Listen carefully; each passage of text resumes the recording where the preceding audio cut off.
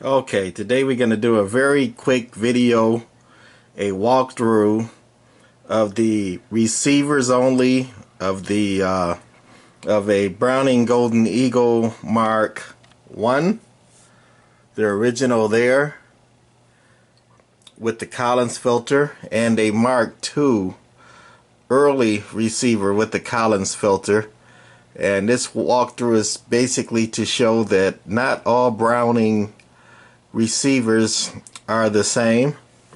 On the outside, even though this one's a junker with no knobs on it, the chassis look very similar, but the one thing you'll notice on this speaker cover, that there is no on the air light, and over on the Mark II there's the infamous on the air light. And other than that, the outsides look pretty similar. But one thing that really made me take notice is that the Mark 1s on the right have a shorter case. If you can see that they're lined up there, and the Mark 1 receiver is a little bit smaller. But what made me start this was I had a Mark 1 that was working, not this one obviously, this junker here. It had a Collins filter that went right there, but it didn't sound good. And I was wondering why. You know, everything aligned, it had good sensitivity, and rejection was okay, but it wasn't a good sounding receiver. So I brought out this other one I had with the Collins filter, and I said, well, they're different. And it's like, how can they be different? They both got the Collins filter, you know, very similar looking receivers. But what I found was that the original Mark 1 is a single conversion receiver, and that's why it does not receive as well as the updated Mark 2. With single conversion, I got a lot of birdies and heterodynes, and the separation wasn't there. But over here with the Mark 2, it was all there, and it received like it's supposed to.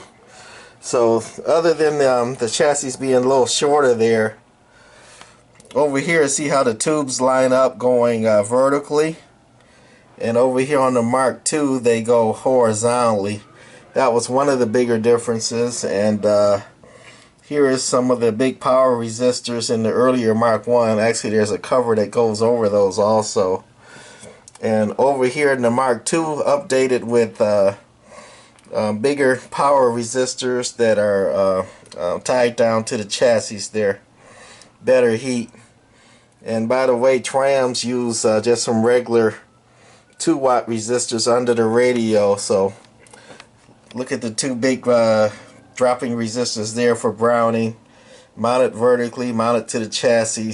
Great for heat dissipation and getting rid of the heat on top of the chassis so it doesn't go up and heat other things, where Tram is underneath.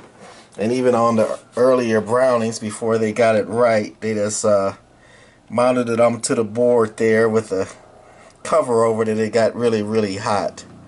So that's gonna be it for this quick walkthrough of some of the differences between the Mark II here with the dual conversion with the horizontal new Vista tubes there, versus the early Mark 1 with the vertical new Vista tubes that go there, and the single conversion.